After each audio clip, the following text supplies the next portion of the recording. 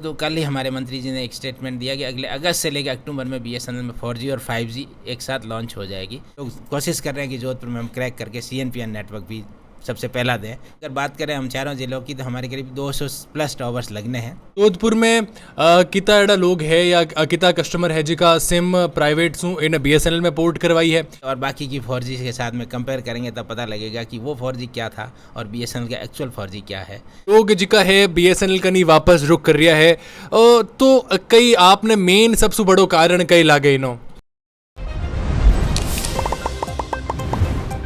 नमस्कार जोधपुर जलको जोधपुर सु मैं हूँ आदित्य आप साथ जोधपुर लोग आप बजट संभालने की कोशिश कर रहा था। बजट काफ़ी ठीक ठाक कर रहा था लेकिन उनारी जेबा माते बाहर डालियो प्राइवेट कंपनी री सिम। प्राइवेट कंपनी री सिम जी की है वह आपरी रेट जी की है अचानक से बढ़ाई और जोधपुर वाला रो बजट जी को है वो हिलन लाग गयो और जिनरी वजह से सोशल मीडिया माते ट्रेंड चालन लाग गयो बीएसएनएल की घर वापसी बीएसएनएल अपनाओ। और जिनरी वजह से आज मैं बीएसएनएल ऑफिस में हूँ। GM sir Shri N Ram ji माने साथे है मैं उनासु बात करूला कि जोधपुर में एंड बार कितनी सिम पोर्ट हुई कितना नया कनेक्शन बढ़िया बीएसएनएल रहा और कई कई सवाल है हमारा वह सारा आप इन वीडियो में देख सको। सर स्वागत है आप रो। पहले तो एक मैं परिचय दियो आप रो लेकिन फिर भी एक छोटा सा परिचय आप रो सर। धन्यवाद आदित्य जी। मैं एन राम हूँ, महाप्रबंधक ऑपरेशन एरिया जोधपुर देख रहा हूँ और मैं यहीं जोधपुर का रहने वाला हूँ। सर आप भी सुनियो अबार आप भी देखे सोशल मीडिया में एक ट्रेंड चल रही है बीएसएनएल की घर वापसी बीएसएनएल अपनाओ और मतलब लोग जिका है बीएसएनएल का नहीं वापस रुक कर रहा है तो कई आपने मेन सबसे बड़ो कारण कई लागे इनो। सबसे बड़ा तो ऐसा जैसा आपने सुना होगा कि हर एक अदर ऑपरेटर ने प्राइवेट ऑपरेटर्स ने जो 3 हैं उन्होंने अपनी रेट्स करीब 25% से ज़्यादा बढ़ा दी है सभी रिचार्ज पे और नए सिम लेने वालों पे। बीएसएनएल अपना पूरी रेट पहले से भी कम थी और उसी पे अभी कायम है। तो मेन असर ये हुआ कि उपभोक्ता जो इवन ग्रामीण हो या हाई यूज़र हो सभी को ये लगा कि सर्विसेज में कोई बहुत ज़्यादा इफेक्ट नहीं है तो क्यों बीएसएनएल के पास न रहें। इसीलिए जो पहले बीएसएनएल में थे आपको याद होगा एक टाइम था जब हम लोग सिम देने के टाइम में हम रातों लाइन में खड़े लेके लोगों को सिम देने के लिए लगे रहते थे। अभी हम उम्मीद करते हैं ऐसा ही टाइम वापस आया है। और क्यों आया है क्योंकि जो प्राइवेट ऑपरेटर आया तब से पहले की बात करें तो हमारी रेट्स की वजह से जब उन्होंने भी अपनी रेट्स डाउन करी थी हम अभी भी अपनी नॉर्मल रेट पे हैं तो ये लोग रेट बढ़ाएंगे तो डेफिनेट है कि मेरे उपभोक्ता या हमारे उपभोक्ता वापस घर वापसी करेंगे। अभी देखा जाए तो अगर एक छोटे से प्लान की बात करें बीएसएनएल अगर 199 का रिचार्ज हमारे उपभोक्ता करवाते हैं तो उसमें 2 GB और 30 दिन का दे रहे हैं और इनकी रेट्स अगर देखें नाम नहीं लेते हुए भी तो 380 रुपये के आसपास इनका प्लान है और 28 दिन का है और 2 GB यानी सेम प्लान कम दिनों में रेट बहुत ज़्यादा है ऑलमोस्ट डबल हम कह सकते हैं। एक कई सारे प्लान ऐसे हैं जिसमें हर एक में उपभोक्ता को लगता है कि बहुत महंगा है। सर्विस की बात करें बीएसएनएल का 3G बाकी के 4G और 5G के कंपेटिबल है। ये एक ब्लैक स्पॉट की बात थोड़ी बहुत हमारी रही है कि कुछ जगह हमारी सर्विसेज नहीं काम करने की वजह से उपभोक्ताओं को लगा हो कि बीएसएनएल में यहाँ काम नहीं हो रहा है। बट मैं आपको ये बता दूँ कि बीएसएनएल अपना एग्जिस्टिंग नेटवर्क को 4G और 5G में अपग्रेड कर रहा है वो भी इंडिजीनियस नेटवर्क। इसका मतलब हुआ भारत में बनी हुई टेक्नोलॉजी। आपको ज्ञात हो तो कल ही हमारे मंत्री जी ने एक स्टेटमेंट दिया कि अगले अगस्त से लेकर अक्टूबर में बीएसएनएल में 4G और 5G एक साथ लॉन्च हो जाएगी। तो इसके साथ ही मैं आपको इन्फॉर्मेशन ये दे दूं कि 4G इक्विपमेंट लग चुका है हमारे जोधपुर में। अगर जोधपुर जो मेरे पास 4 ज़िले हैं उसकी बात करूँ तो आज की डेट में हमारे 98 टावर्स जिस पर 4G रेडिएट हो रहा है यानी जिस उपभोक्ताओं के पास जो हैंडसेट है उसमें 4G आ रहा है। अगर आप देखेंगे तो LTE लिखा हुआ आ रहा है दैट मीन्स हमारी बीएसएनएल की 4G सर्विस है। अब आप इस 4G को यूज़ करेंगे और बाकी की 4G के साथ में कंपेयर करेंगे तब पता लगेगा कि वो 4G क्या था और बीएसएनएल का एक्चुअल 4G क्या है।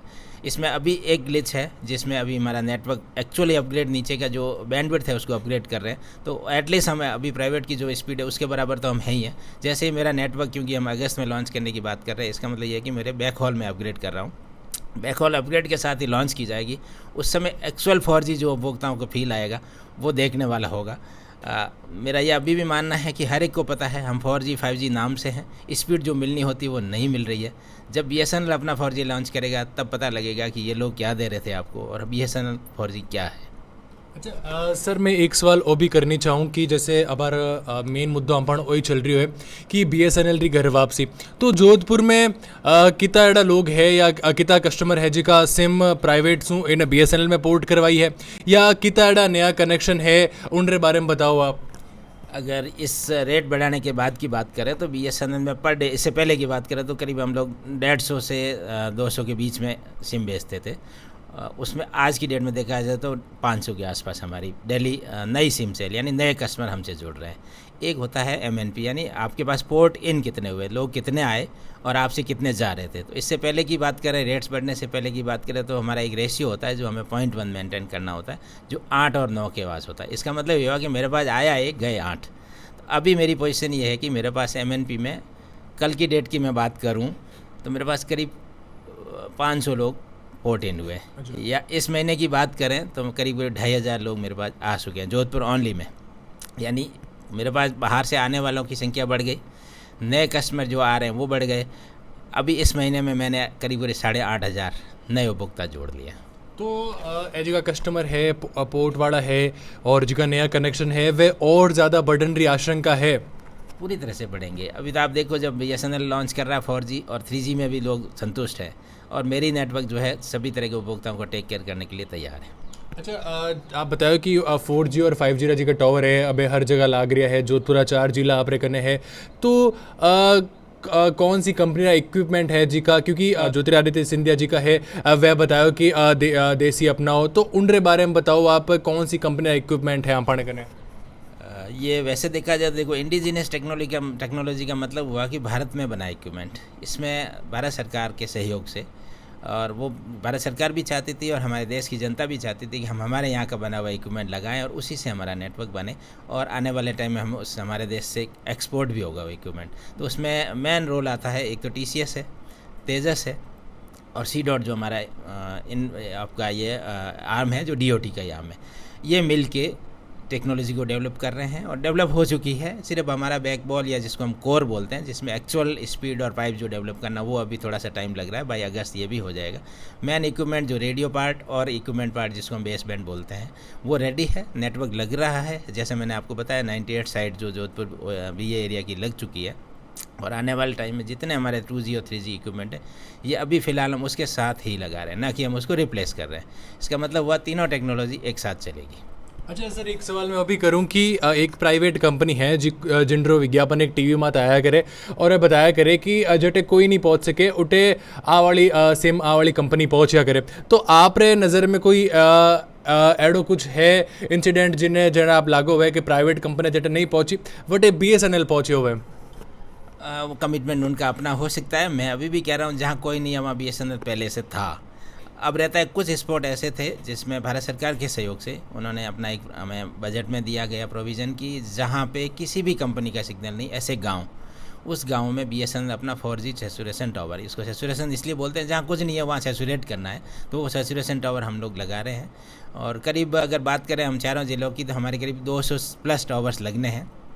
आज की डेट में हमारे 80% टावर लग चुके हैं। अब आते हैं टावर लगाना और फिर इक्विपमेंट लगाने के बाद, उसमें अभी 15 इक्विपमेंट में हम रेडिएट भी कर रहे हैं। जैसा मैंने अभी आपको पहले बताया एग्जिस्टिंग इक्विपमेंट में जहाँ हमने लगा दिया 98, उसमें ये 10 इक्विपमेंट ये भी शामिल है जहाँ कोई टावर नहीं है, वहाँ पे भी हम अपना इक्विपमेंट लगा के और 4G सैचुरेशन के तहत रेडिएट कर रहे हैं। यानी वहाँ पे उपभोक्ताओं को अभी वो सिग्नल 4G का मिलना शुरू हुआ है, वो यूज़ कर सकते हैं। अभी हम सिम सेल करने के लिए थोड़ा सा और टाइम लगेगा, जैसा कि मैंने बताया लॉन्च ऑफिशियल लॉन्च के बाद ही हम वहाँ पर सिम सेल करेंगे, वो अभी होने वाला है। बल्कि सिग्नल वहाँ मिल रहा है, अगर उपभोक्ताओं के पास इक्विपमेंट है और BSNL की सिम है वो वहाँ पे उसको यूज़ कर सकते हैं। अच्छा सर एक एंटरप्राइज बिजनेस रे बारे में सुनियो BSNL रे कई पूरा प्रोसेस है एंटरप्राइज बिजनेस किन वास्ते है उन रे बारे में बताओ सर आप। एंटरप्राइज बिजनेस का मतलब ये हुआ कि एक होता है हमारे नॉर्मल कस्टमर जो टेलीफोन यूज़ कर रहे हैं और सिंपल ब्रॉडबैंड इंटरनेट यूज़ कर रहे हैं। एक होता है कि बड़े बिजनेस वाले, बड़े उपभोक्ता जिनको सभी तरह का सॉल्यूशंस, कंप्यूटर से लेके इंटरनेट से लेके वाईफाई हॉटस्पॉट यानी पूरा कैंपस को वाईफाई करना है या आपको लीज सर्किट लेना है, ये सभी तरह का बिजनेस जो उपभोक्ता, बड़े उपभोक्ता हैं उनको चाहिए। तो BSNL इन सभी में, जिसको हम लीज सर्किट देना बोलते हैं, उसमें कई तरह की टेक्नोलॉजी MPLS या हम लोग एक साथ शिप ट्रंक बोलते हैं जिसको हम लोग EPBX बोला करते थे वो। इसके अलावा अगर आपको अपना कैंपस वाईफाई कराना है, कैमरे लगवाना है, वो सभी तरह का सॉल्यूशंस हमारे एंटरप्राइज बिजनेस के तहत जोधपुर में बहुत सारे उपभोक्ता हैं। मैं अगर बात करूं जोधपुर ज़िले की तो करीब 3000 उपभोक्ता है जिन हमारे एंटरप्राइज बिजनेस में हमने जोड़े हुए हैं। उसी के तहत हमने बहुत सारे सॉल्यूशंस और दे रहे। एक नया सिस्टम आ गया है CNPN यानी कैप्टिव नेटवर्क। BSNL उसमें भी पार्टिसिपेट कर रहा है कि बड़ा बिजनेस वाला जो है वो अपना खुद का नेटवर्क लगा सकता है। हमारे सिस्टम इंटीग्रेटर होते हैं वो लाके लगाएंगे, बट वो अपना प्राइवेट नेटवर्क अपना भी लगा सकते हैं। वो भी BSNL देने की पोजीशन में है और शायद हम लोग कोशिश कर रहे हैं कि जोधपुर में हम क्रैक करके CNPN नेटवर्क भी सबसे पहला दें। वो भी एंटरप्राइज बिजनेस में कवर होता है। जैसे प्राइवेट कंपनियां जी की है अपनी रेट्स बढ़ा दी है तो काफ़ी एड़ा लोग क्या करे अगर कोई आंपाणो कॉम्पिटिटर कुछ रेट बढ़ावे और कस्टमर घटन लाग जाए ना तो आंपाणा जी का लोग ऐसे आंपाणो कॉम्पिटिटर रेट बढ़ाई और अपे कुछ और नया जी का ऑफर ला रहे कस्टमर ने खुदरी तरफ खींचा करा। तो BSNL ले आ रही है कुछ एडो ऑफर कि हाँ जैसे अब बार कुछ कस्टमर आया तो और नया कस्टमर जुड़ सके। आप देखेंगे तो हमारे एक फिक्स लाइन कस्टमर हुआ करते थे कॉपर पे, उनकी शिकायत रहती थी साहब एक तो स्पीड प्रॉपर जैसे इंटरनेट ब्रॉडबैंड यूज़ करते थे स्पीड बहुत कम होती थी। BSNL ने सभी कॉपर के नंबरों को फाइबर पे डालने का शुरू कर दिया है और आज की डेट में टोटल हमारे 30,000 प्लस उपभोक्ता हैं जो फाइबर टेक्नोलॉजी से जुड़े हुए हैं और उस पर बहुत सारे प्लान्स हैं जिसमें आप अपने नॉर्मल उपभोक्ता जो जिसको हम कहेंगे सिंपल कस्टमर जो एंटरप्राइज बिजनेस के नहीं है, घरों में अपने घरों में फाइबर कनेक्शन ले रहे हैं और बहुत अच्छी प्रगति के साथ ले रहे हैं। बहुत सिंपल प्लान, बहुत सस्ते प्लान BSNL ले रहा है। यूँ कहूँगा मैं कि जो एग्जिस्टिंग प्लान थे उसी के आसपास यानी लैंडलाइन आप यूज़ कर रहे हैं तो उसी के आसपास के सारे प्लान्स में BSNL फाइबर टेक्नोलॉजी के साथ आपके घरों में कनेक्शन लगा रहा है। सर मैं आखिरी सवाल और तरफ बढ़ूँ। एक व्हाट्सएप चैट बोट भी BSNL तरफ से शुरू हो है वो कही है सर?